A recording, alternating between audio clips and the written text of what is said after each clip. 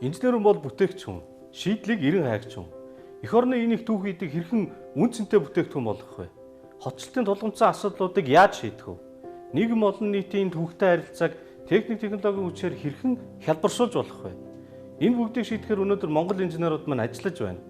Ингээд тэдний бүтээл санааг та бүхэнд хүргэх үүднээс Монгол инженер хэмээх цуврал нэвтрүүлгээ бэлтгэн үргэж байна.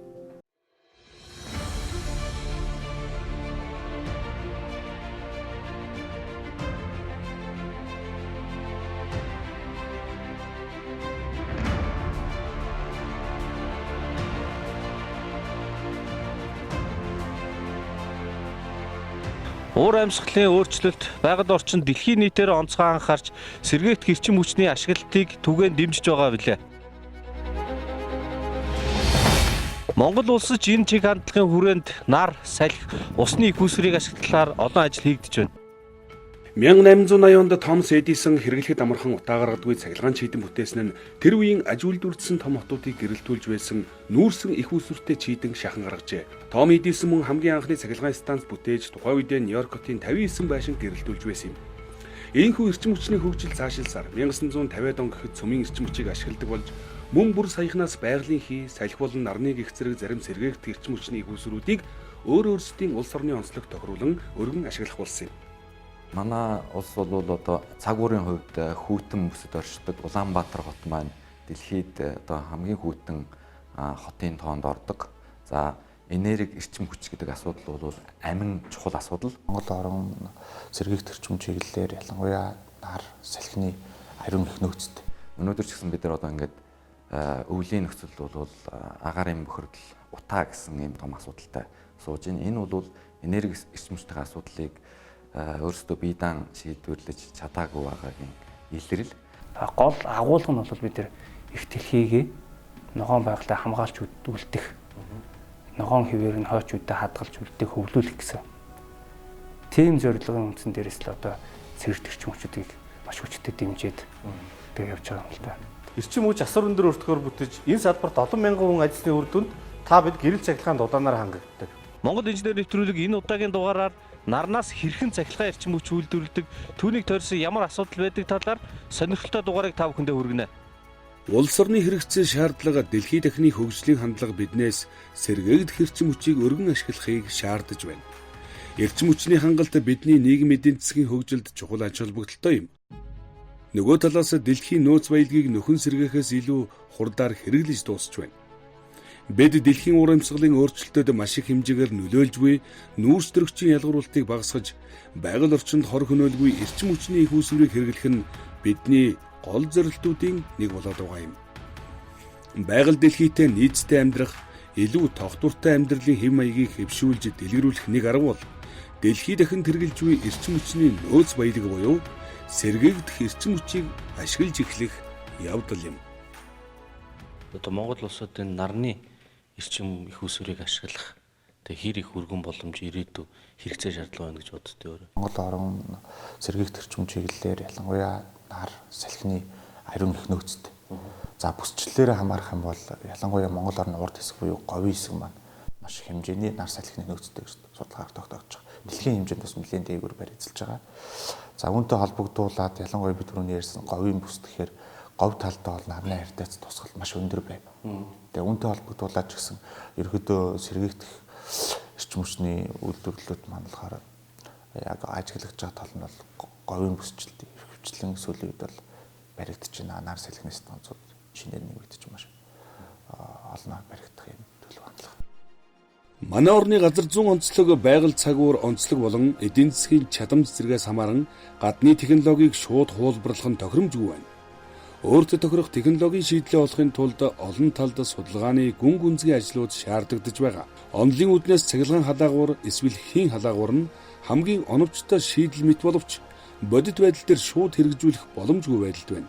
Энэ нь манай цахилгаан эрчим хүчний сүлжээний ашиглалт өндөр болон хийн халаагуурыг ард иргэд хэрэглэж дадаагүйтэй холбоотой. Тиймээс олон нөхцөл байдал мөн тавигдж байгаа шалгуур үзүүлэлтүүдийг харгалзан үзэж, уян хатан байдлаар ажилуулах боломжтой эдийн засгийн болон байгаль экологийн хувьд илүү үр ашигтай. Сэргээгдэх эрчим хүчний их усруудыг судлах нь практик ач холбогдолтой хэрэгжүүлэх боломжтой шийдлүүдийн нэг юм. Сэргээгдэх эрчим хүчний их усүртэй хосолсон шийдэл нь хэрэглээний урсгал зардал болон хортгийн ялгаруулалтыг бууруулах боломжтой орчин үеийн дэвшилтэт шийдэл юм.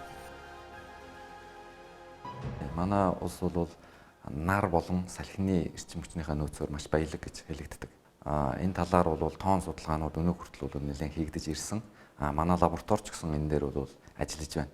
Жишээлбэл нарны энергийн нөөцийг одоо наривчлан тогтоохын тулд хиймэл дагуулын үүлний хөдөлгөөний мэдээллийг одоо ашиглаад загварчил зохиогоод Монгол орны нутаг дэвсгэр дээгүүр өнгөрч байгаа үүлнээс одоо доорн тусч байгаа нарны гэрлийг загварчлан тодорхойлоод дээрээс нь газар дээр бодиттой тусч байгаа нарны энергийг одоо хэмжээд хооронд нь тулгаж калибрац хийгээд ингээд нарны энергийн нөөцийг бол маш наривчлан тодорхойлж байна. Сэргээгдэх эрчим хүчний лаборатори нь сэргээгдэх эрчим хүчний технологи, эрчим хүчний хэмнэлтийн дэвшилтэт технологиг Монгол орны онцлог нөхцөлд тохируулж зохиомжлон нутагшуулах, түгээн дэлгэрүүлэх чиглэлийн судалгаа, хөгжүүлэлт хийдэг ба дээврийн нарны фотоцахилгаан үүсгүүр, нарны вакуум коллектор, халаалтын систем, нарны агаар халаагуур, дулаан хоримтлууртай цахилгаан халаагуур, пассив хаус, дулаан алдагдал багтай Монгол гэрийн туршилт зэрэг судалгаа хөгжүүлэлт, нарны зан дэлгэц үйлдвэрлэлийн технологиг дамжуулж дэлгэрүүлэх ажлуудыг олон жилийн турш хийж ирсэн нь нарны цахилгаан станцууд олноор төрөн гарахад ихээхэн хувь нэмэр болоод байна. Нарны хавтангийн бүтцийг бол зөөр ингээд мэрэгжлийн басны нүдээр харахад тий шин дээгүүрээ ингээд имшилийн хамгаалалтаа гэрэл нэвтрүүлэх зорилготой хамгаалах зорилттой имшил байгаа. Тэгээд дотроо ийм цахиурын одоо талсттай юм бүтэж байдаг гэсэн л дээ. Тэр дээр ингээд нарны гэрэл чөлөөтэй нэвтэрч ороод тусгана шүү дээ. Тэр орсон нарны гэрлийн энерги яагаад ямар үзэгдлийн улмаас цахилгаан болж хувирд юм бол. П төрлийн хагас дамжуулагч, Н төрлийн хагас дамжуулагчид хоёр хагас дамжуулагч байгаа байхгүй. За тэгээд тэр хоёр хагас дамжуулагч ингээд хооронд нийлүүлэхээр сар мөнгөс үүсдэг байхгүй. За тэнд тодорхой хэмжээний чөлөөт электронууд ингээд байршиж байгаа. За нарны гэрэл одоо юун дээр элемент дээр ингээд тусгаар сар мөнгө бүс байгаа чөлөөт электронуудыг өдөөгөөд тэгээд нүүхэн электроны ингээд тий сулраад электроны хөдөлгөөн үүсдэг гэсэн. Гүйдэл үүсгэх нь тий. Тэгэхээр ерөнхийдөө цахилгаан эрчим хүч үүсэж байгаа. Тэгээ цахилгаан гүйдэл үүсээд зэрийг нь цуглуулж авах нь шүү дээ.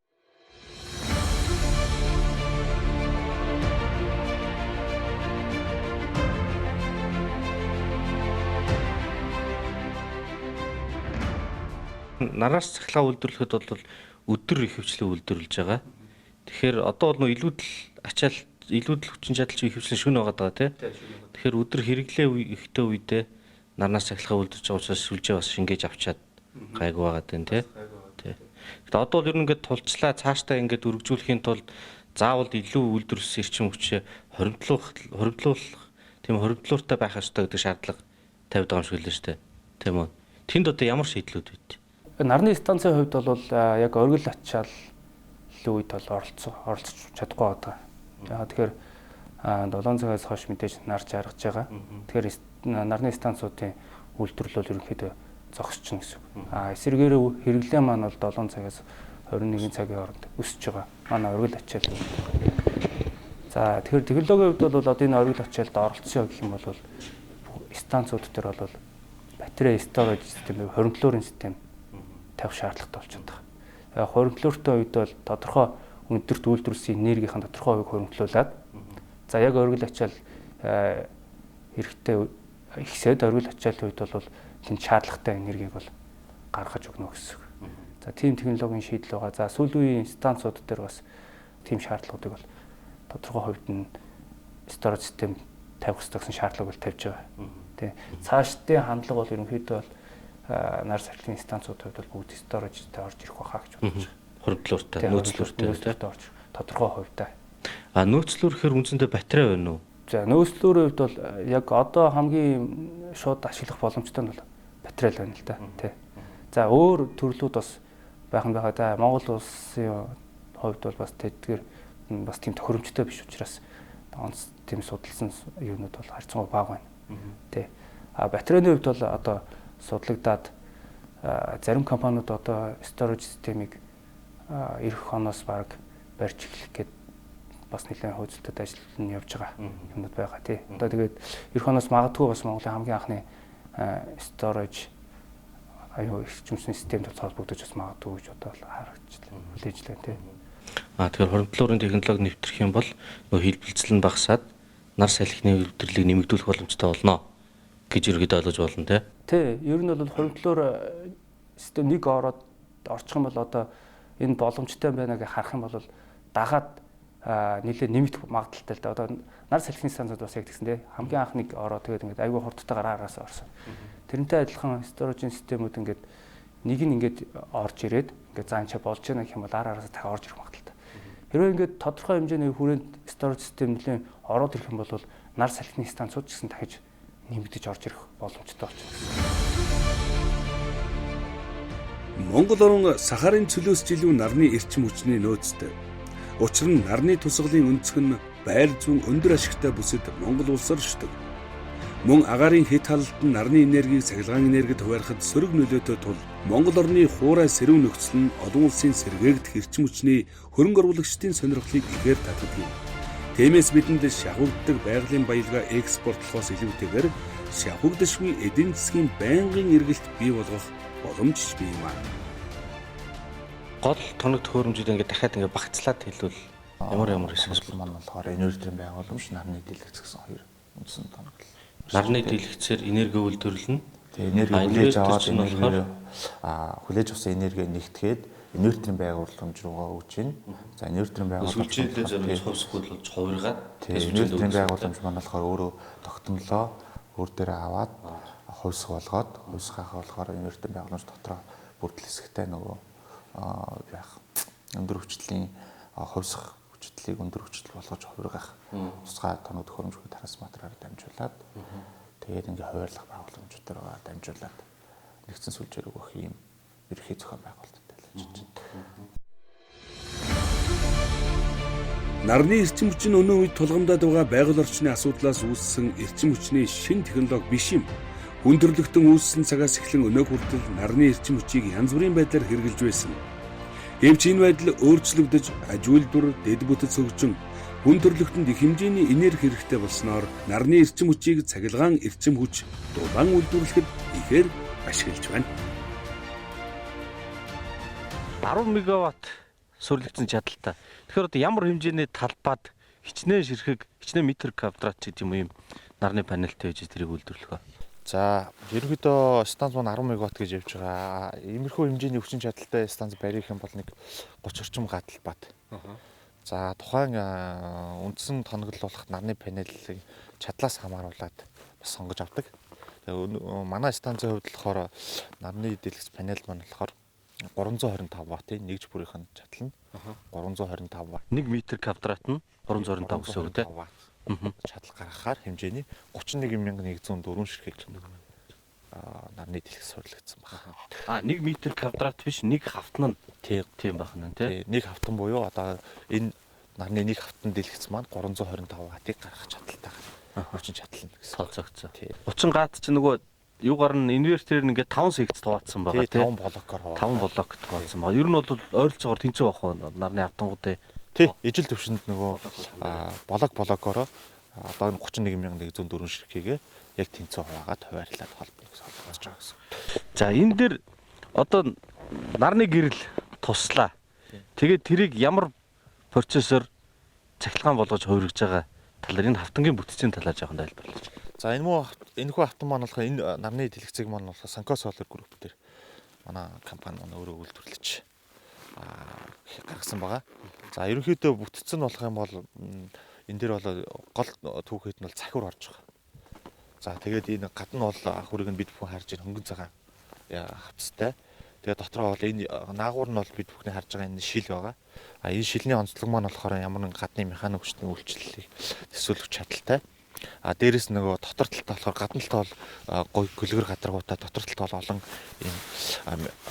юм металл бүтцтэй, талстан бүтцтэй байдаг. Тэгэхээр цахиур материал тий.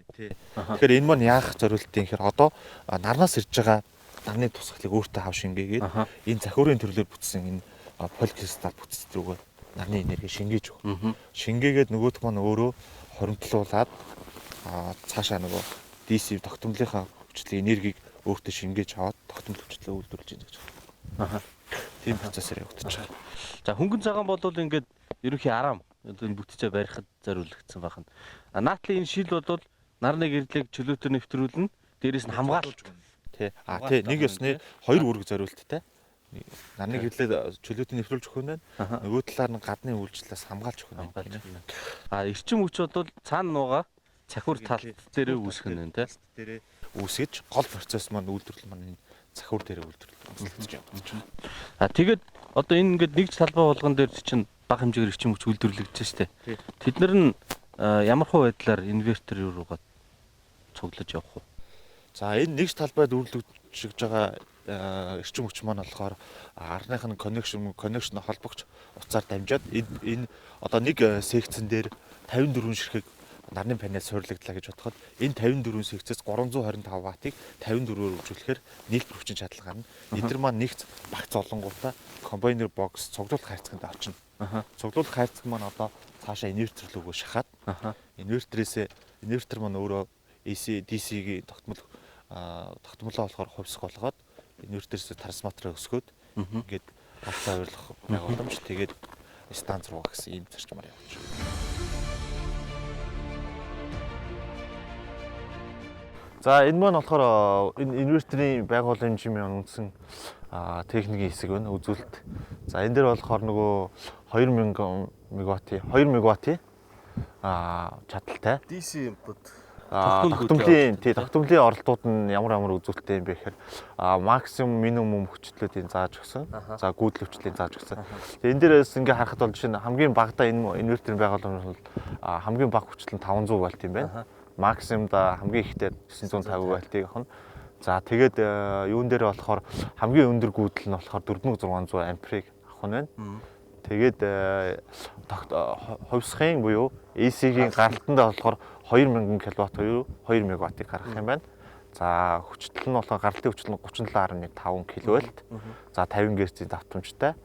Хувьсах талдаа өндөр талдаа 34 амперыг гаргана гэсэн энэ техник үзүүлэлт. Нарны панелын үйлдвэрлэсэн цахилгаан эрчим бол нэгдүгээр тогтмол гүйдлийн, хоёрдугаар бага хүчлэлтэй 320 вольтоор ирж байгаа.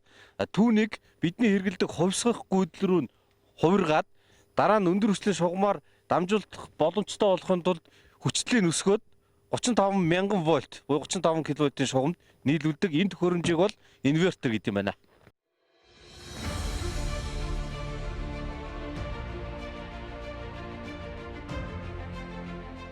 $10 мегаваттын суурлэгцэн хүчин чадалтай иймэрхүү нарны станцын үйлдвэрлэх эрчим хүч нь 20 гаруй мянган өрхийг хангахад хүрэлцээтэй байдаг байна. Тэгэхээр 20 мянган өрхийг хангахын тулд 2 хүн үнэлэнд ажиллах шаардлагатай. Энэ үднээс нь харахад ямар их ажиллах хүчийг хэмнэсэн автомат үйлдвэрлэл болох нь харагдаж байна.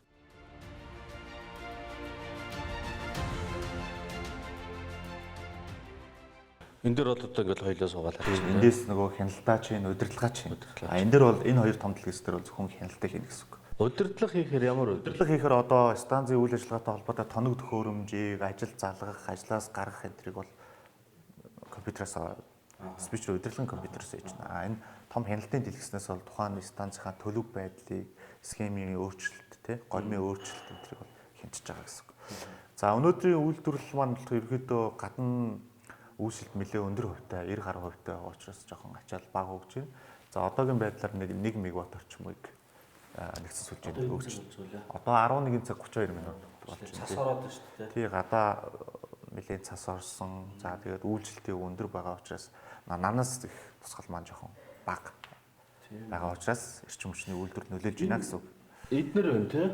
За энэ нөгөө инвертерээс гарч байгаа чадлууд нь тий нарны дэлгэцээс инвертер рүү ирээд инвертерээс гарч байгаа DC буюу тогтмолын чадлууд маань энэ нэгдүгээр хоёрдугаар баганд харагдаж байна. Эднэр чинь болохоор энэ маань болохоор түрүүн миний хэлсэнчлэн 500 кВт-ийн 10 инвертертэй. За тус бүрдээ инвертерийн байгууламж бол 1-2, 2-1, 2-2 энэ гэдэг нь юу вэ?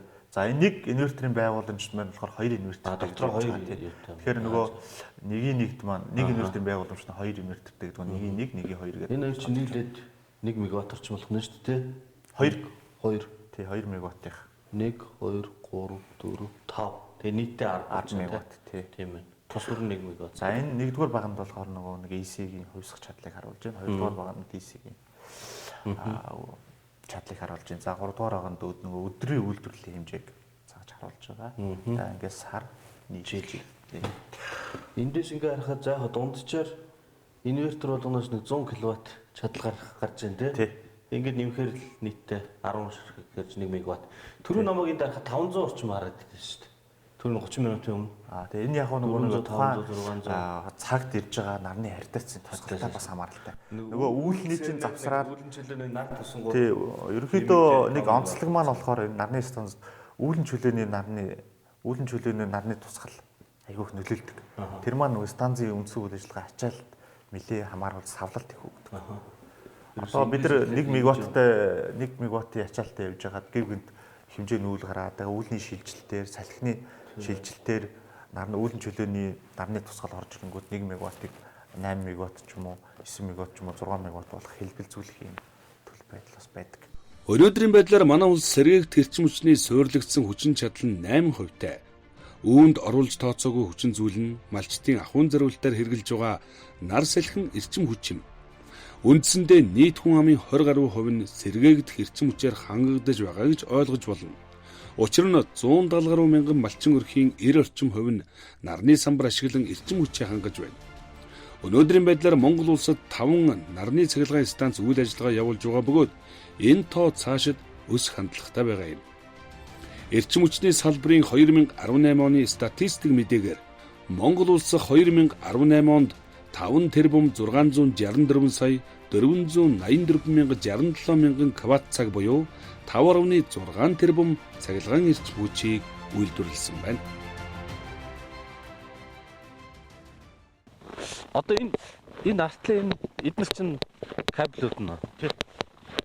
Одоо саяны тэр юун дээр цахиур кристалл дээр үүсэж байгаа гүйдэл чинь энэ дээр цуглах нь байна тий. Энэ дээр цуглагдаад за энэ дээрээсээ нөгөө нэг нэмэх хэсэг туйлаа ялгагдаад хоёр холбогддог нэмэх хэсгаараа ялгагдаад холбогдоод тэгээ энэ чинь нөгөө нэг секц маань энэ одоо 3 цуваа нэг секцэд маань юу багтдаг вэ? 3 цуваа 3 игнэ панелуудыг нэг секц гэж үзэж байгаа. Тэгээ энэ секцүүд бүгд цуглагдаад яг энэ нөгөө коннектороор холбогдоод ингээ бүгд хоорондоо холбогдно. Энэ коннектороор холбогдоод тэгээ нөгөө цуглуулах хайрцагын дээр цуглагдана гэсэн үг. Гүйдлэгчлүүд. Цуглан болгоноос игнэ болгоноос авсаж энэ дээр тий энэ коннектор нь тий. За нөгөө секц солгоноор холбогдсон цуглуулгын кабель маань болохоор ерөнхийдөө түрүү хэлсэнд нэгдэх хайрцаг орж ийн гэсэн. За орж байгаа хэсэг маань бид бүхний харж байгаа энэ хэсэг байна. За ингээд орж ирээд нэгдэх хайрцаг буюу комбайнер бокс чинь хэдийн дунд нэг байгаа лээ. Энэ хайрцаг чинь болохоор юун дунд нэг байгаа. 6000 дунд хоригдох чинь 3000 дунд нэг хайрцаг. Нийтдээ 96 шиг хайрцаг байна тий. За хэдүүлээ дотор бүтцийг үзнэ. За ингээд нарны дэлгэцээс орж ирж байгаа нэгдэх хайрцаг руу орж ирж байна. Тэгээ энэ дээр болохоор нөгөө нэмэх хасах туйлаараа хуваагдаад тэгээ нөгөө юун дээр стринг мониторыг 2 стринг монитортой хуваагдаж хийж байгаа. За стринг монитор маань болохоор энэ нэгдэх хайрцагны үүрэг зориулт маань болохоор нарны дэлгэцээс ирж байгаа цуваануудын гүйдэл өвчлөлийг хянах зориулттай байна. Үндсэн үүрэг зориулт нь тийм зүйл. Энэ танаа энд ч ерөөсө тоос мос гэж юу чадлаа. Энэ ерөнхийдөө үйлдвэрийн шаардлага маань болохоор ерөнхийдөө цэвэр, хуурай, ямар нэгэн бохирдлого орчинд л. Тэр хийж одоо байг нөгөө шороо шуураад хавар навар юм бидс тэгээд энэ бол ямар нэгэн тийм тоос шороо орох нөхцөл 100% хааж өгсөн. Дээгүүр нь нөгөө бэлтгэл кабель нөл сүлэгцэн хэсэг илүү дутуу энэ кабелийн оролтуудыг бүгд бөглөж өгсөн. Энэ маань ашиглалтын төвшин ерөөсөө цэвэр, тоос шороогүй хуурай орчинд байх хэрэгтэй. Дээрэс нь үйл зууны цогтол хөргүүр халаагуур гэсэн гол.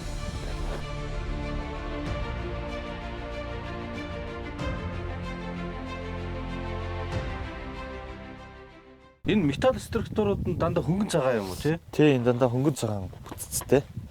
За тэгээд дээрээс энэ маань өөрөө бас нөгөө нэг хэд хүчлээс газардуулах зориулттай хэд хүчлээс хамгаалагдсан аягийн хэд хүчлээс хамгаалагдсан бүтцтэйгээр хэвтэж байгаа. Газардуулалт энэ тий. Юу суур мөр гэж байдаг юм уу? Энэ суур маань болохоор энэ өөрөө байна. Нөгөө гац заах шүрэг бетон суур мөр энэ төрж байгаа юм тий. Энэ маань өөрөө болохоор нөгөө 100% байгаль экод суур байхгүй. Нүх уухгүй байх нь байна. Газар шорооны ямар нэг тий газрын нөгөө хөрсийг синдичэд байхгүй, дээрээс нөгөө нэг том талбай авахж энийг суурлуулж байхгүй. Нөгөө газрын хөрсийг одоо ямар нэг харахаар синдичлэхгүй гэсэн. Ерөнхийдөө шөрөвдөд очдог хэрэг юм байх ба. За энэний юу маань бол метр нэг 80 хэмжээтэй. Газар сууж байгаа нэг өндөр 80 см хамгийн багтаа. Доошогоо бол 80. Энэ хооронд 1 метр орчим байна шүү дээ.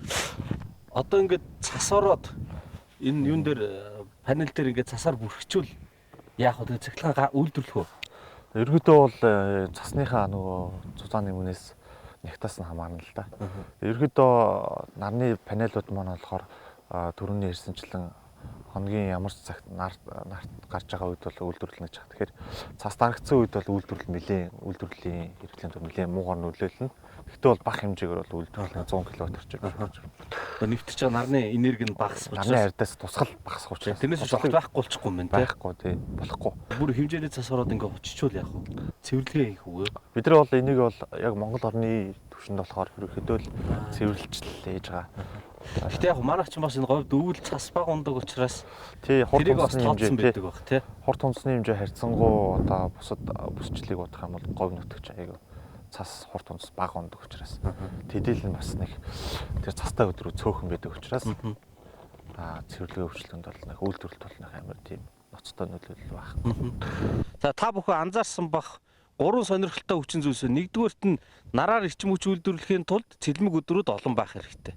Хоёрдугаарт нь хэрэв орчны температур хүйтэн байх юм бол үр ашиг нь илүү өндөр байх нь. Ингээд бодохоор Монголын хүйтэн цэлмэг тэнгэртэй тэгээд цас багтаа энэ говь хуурай газар бол их тохиромжтой гэдэг нь харагдаж байна. Нарны цахилгаан станц нь уламжлалт цахилгаан станцууд болон ус салхины цахилгаан станцуудыг бодвол овор хэмжээ, бүтэц, ажиллах хүн хүчний хувьд бага хэмжээтэй бөгөөд байгальд үзүүлэх сөрөг хүчин зүйл нь маш бага хугацаанд байдгаараа давуу талтай. Мөн газар нутаг томч, дэд бүтэц сул хөгжсөн манай улсын хувьд ашиглахад тун хялбар байдгаараа онцлог юм. За байгаль орчны хувьд сэргээгдэх эрчим хүчний давуу талууд. За ер нь сэргээгдэх эрчим хүчийг яагаад дэмжиж байгаа юм бэ гэдэг нэг асуудал үүсэх бах тий. Энэ нь цаад утгаараа бол ерөнхийдөө байгаль хөтлөгийг хайрлал хамгаалъя тий. Хүлэмжийн хийг бууруулъя, байгалийн тэнцвэртэй байдлыг хадгалъя, унган төрхөөр нь хадгалж хөдөлтий гэсэн үндсэн зорилго дээрээс сэргээгдэх юм уу? Одоо тэмцэж байгаа. Мэдээж одоо дулааны уламжлалт станцууд маань уурхаагаас ахуулаад эхэлж байгаа юм л да. Тий. Нүүрсээ олборлно, тээвэрлэн, тэгээ нааш наашаа боловсруулалтад оруулна. Тэгээд утаа тодорхой хэмжээний бохирдол, хог хаягдал, ус гэд ус хэрэл маш хэмжээний ус хэрэглэн тодорхой хэмжээний хог хаягдал үүсгэн. Тэгээд бас утаа байгаа тий. Гэх зэрэгээр байгаль орчинд бол тодорхой хэмжээний сөрөг нөлөөллүүд байгаад байгаа. Сэргээгдэх эрчим хүчний хувьд бол байгаль орчинд үзүүлж байгаа сөрөг нөлөөллүүд хувьд бол харьцангуй бага. Тий. Тийм учраас одоо сэргээгдэх эрчим хүчийг улсын зүгээс бодлохоор ингээд дэмжиж оруулж ирж байгаа. Гол агуулга нь бол бид нэр их дэлхийг ногоон байгальтай хамгаалж үлдэх, ногоон хэвээр нь хойч үедээ хадгалж үлдэх, хөвлүүлэх гэсэн. Тийм зорилгын үндсэн дээрээс л одоо сэргээгдэх эрчим хүчүүдийг маш хүчтэй дэмжиж тэгээ явж байгаа юм л да. 100% сэргээгдэх эрчим хүчний их усөрээр хэрэглээг хангаж болох уу? Гол асуудал бол одоо эдийн засгийн асуудал болчиход тий. Бид нэр эдийн засгаа шийдэж чадах юм бол сэргээгдэх эрчим хүчээр бол улсынхаа 100% хангах болно. Дэлхийн сэргээгдэх эрчим хүчний үйлдвэрлэлийн өсөлтийн бараг 3.2%-ийг Аз төв эзэлж байгааг олон улсын сэргээгдэх эрчим хүчний агентлагаас мэдээлжээ. Төв Азийн хувьд сүүлийн 5 жилийн хугацаанд сэргээгдэх эрчим хүчний үйлдвэрлэл бараг 2 дахин нэмэгдснээр 2007 онд 918 гигаватт хүрчээ. Азад сэргээгдэх эрчим хүчний хэрэглээ нэмэгдэхэд хамгийн их хувь нэмэр оруулагчид нь Хятад болон Энэтхэг юм. Хятад улс дэлхийн сэргээгдэх эрчим хүчний өсөлтийн 50%-ийг дангаараа эзэлж байна. Мөн дэлхийн хамгийн том хөвдөг нарны цахилгаан станц нь 150 мегаватт эрчим хүч үйлдвэрлэж орчин үеийн 93 мянган өрхийн хэрэглээг хангах хүчин чадалтай ажээ. Сэргээгдэх эрчим хүчний ашиглалт бол ингээд байгаль орчин уур амьсгалын өөрчлөлтөд ингээд дэлхийн даяараа нэг дэмжиж явж байгаа юм хандлага байна те.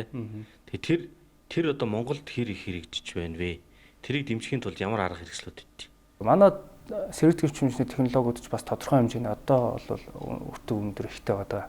За бид тэр технологиг оруулж ирээд их орондоо станцаа бариад эрчим хүч үйлдвэрлэлээ. Тэнгүү тэрний өртөг нь манай байгаа уламжлалт их усүрүүдийн өртгөөс 3-4 дахин өндөр үнэтэй байдаг. За тэгэхээр одоо төлж байгаа хэрэглэгчээс авж байгаа мөнгөөр хуваарлалт хийхээр сэргээгдэх эрчим хүчний их усүрүүдийн мөнгийг өгөх боломжгүй болчиход байгаа. Одоо дутна гэсэн. За тэгэхээр тэр дутагдлыг нөхөхийн тулд сэргээгдэх эрчим хүчнийг дэмжих тарифгээ баталсан байна. За тэгэхээр тэр тарифаар болоо ерөнхийдөө сэргээгдэх эрчим хүчний юунууд одоо станцуудын тодорхой үнийн өнгөс төлж барагдуулж байгаа гэж ойлгож байна. Хэрэглэгчнэр бол яг энийг бол ингээд буруугаар ойлгоод идэв. Тэрийг бүр ингээд цаад утгаар нь харах юм бол бид байгаль орчиндөө оруулж байгаа өнөөдөр оруулж байгаа хөрөнгө оруулалт гэж ойлгох хэрэгтэй байна. Уул нь бол. Тэгээд бид байгалаа хамгаалж үлдэхийн тулд тогтмол одоо бага хэмжээний мөнгө төлж байна гэж харах юм бол уул нь илүү зөвлөлтөө тэр утгаар нь харах юм бол түүнээс өнөөдөр бол нэг өндөр үнэтэй технологи авчирчаад хүмүүсээс бол их мөнгө аваад байгаа бол биш. Яагаад манай уламжлалт их усүрийн үн хямдхан байна вэ гэхээр мэдээж тэр станцууд маань их олон жилийн өмнө баригдсан. Өртөг зардлаа нөхцөн байгаа учраас нөхцөн тий. Үнийн хувьд бол бага байдаг. Яг одоо шинээр дулааны цахилгаан станц шинээр баригдах юм бол манай сэргээгдэх их усүрүүдтэй адилхан үнээр л орж ирэхээр байна. Тийм юутай ба. Тэгэхээр цаашдаа бол мэдээж бид хэд бол одоо хэвлээ өсөж байна. Тэгэхээр энергийн их усүрийн дутагдлалд орох гэдэг байгаа учраас мэдээж нэмж станц барих хэрэгтэй болно. Тэр үед бол үн тариф бол тэгээд яалч ч өсөхөөс аргагүй болно л та. Тэгэхээр тэр олон жил өртөг зардлаа нөхцөн хуучны станцууд чи хизээ нэгэн цагт шинжлэх хэрэгтэй болно. Тэгээд Монгол улс олон төрлийн их усүртэй байж илүү найдвартай хангагдах нь байна те. Тэгэхээр тэрний бэлтгэлийг хангахын тулд бид нар яг өнөөгийнхөө байдлаар яваад иж болохгүй учраас шинэ их усүрүүдэд дэмжихийн тулд дэмжих тариф гэдэг юмыг оруулж ирж одоо ирээдүйд хийх юмны хал бэлтгэлийг хангаж. Тийм бэлтгэлийг хангаж байгаа гэсэн үг. Дэмжих тариф байхгүй бол одоо сэргээгдэх эрчим хүчний их усрууд орж ирэхэд хэцүү л те. Хөгжихгүй. Тэгэхээр бид хөгжихгүй болж. Тэгэхээр нөгөө хуучин юмнуудтайгаа үлдэж байгаа. Тэгээд тэрийн цаг нь болоод байхгүй болохоор хүнд байдалд орохоор. Дэмжих тариф гэдэг юм чи одоо бусад улс орнуудад яаж хэрэгждэг? Зөвхөн Монголд байдаг гэж юм уу? Дэмжих тарифыг бол олон орнууд ашиглаад нэлээд үр дүнтэй явж байгаа. Гадаад орнуудад бол яг үйлдвэр станц бас ахуулаад бүр айл өрхийн хэмжээнд хүртэл дэмжиж байгаа. За өөрсдийнхөө дээврүүд дээр эрчим хүч тавиад нарны дэлгэц тавиад эрчим хүч үйлдвэрлэгч болох бүр боломжтой болчиход. За тэд нар эрчим хүчөө өгөхдөө өндөр үнээр өгөөд буцаагаад эрчим хүч авахтаа хямдхан үнээр авч байгаа. Иймэрхүү бодлогоор бол гадаадын олон орнууд дэмжиж байна л да. Дэмжих тарифаар одоо сэргээгдэх эрчим хүч ингээд дэмжтэй шин босгож байна. Том орнууд бол одоо 100% сэргээгдэх эрчим хүчээр их усруудтай эрчим хүчний хэрэглээг хангана гэд зорилт тавьж ажиллаж байна. Тэгээ маш олон орнууд бас эрчим хүчнийхээ нэлээдгүй хувийг бол сэргээгдэхээр л хангаж байна. Тэгэхээр дэлхийн нийт чиг хандлага сэргээгдэх эрчим хүч рүү явж байгаа учраас бид бас тэднээс хоцорч болохгүй. Бас дагаад явах хэрэгтэй. Тийм учраас одоо засгийн газрын бодлого гараад дэмжих тарифыг батлаад тэгээд одоо ингээд бид үйл ажиллагаа эхлээл явж байна. Манай улс нүүрсээр ажилдаг дулаан цахилгаан станц дээр тулгуурласан эрчим хүчний уламжлалт арга технологи улам боловсронгуй болгохын зэрэгцээ. Байгаль орчинд сөрөг нөлөө багтаа сэргээгдэх эрчим хүчний технологиг дэмжин хөгжүүлж, эрчим хүчний нийт үйлдвэрлэлд түүний эзлэх хэмжээг нэмэгдүүлэх зорилгоор эрчим хүчний хангамжийн бүтцийг өөрчлөх чиглэлд зарим ажлуудыг эхлүүлээд байна. Монгол улсын засгийн газар сэргээгдэх эрчим хүчний ашиглалтыг хөгжүүлэх явдлыг хөгжлийн тэргүүлэх чиглэлийн нэг болохоор зааж 2005 оны 6 дугаар сарын 9-нд улсын их хурлаас сэргээгдэх эрчим хүчний үндэсний хөтөлбөрийг баталсан юм. Түүнчлэн 2007 оны 1-р сарын 11-ний өдөр сэргээгдэх эрчим хүчний тухай хуулийг баталж, сэргээгдэх эрчим хүчийг хөгжүүлэхэд тэргүүлэх ач холбогдол өгөх, энэ салбарт гадаад дотоодын хөрөнгө оруулагчдыг татах, эрх зүйн таатай орчинд бүрдүүлэх зорилгоор сэргээгдэх эрчим хүчний үнийг хуульчлан тогтоож, 10-аас доошгүй жил урт хугацаанд тогтвортой мөрдөхөр болсон билээ. Жилийн ихэнх өдрүүд нь цэлмэг, нартаа, хуурай хүйтэн цаг агаартай Монголын говьд нарнаас цахилгаан үйлдвэрлэх нь эрчим хүч үйлдвэрлэх хамгийн тохиромжтой хувилбаруудын нэг юм а. Нар салхи гэх мэт эрчим хүчний цэвэр их үүсвэрийг хэрхэн ашиглаж болох талаар сонирхолтой дугаарыг бэлтгэж бид та бүхэндээ дараагийн дугаараараа хүргэх болно. Монгол инженер нэвтрүүлэг үгээр өндөрлж байна.